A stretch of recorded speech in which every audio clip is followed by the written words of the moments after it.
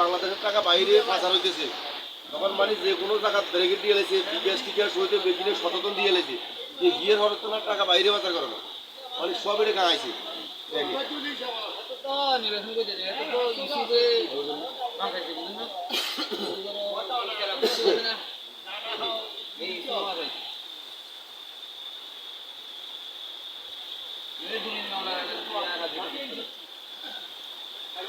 বিয়ে হলা দিয়ে দিয়েছে তা বিয়ে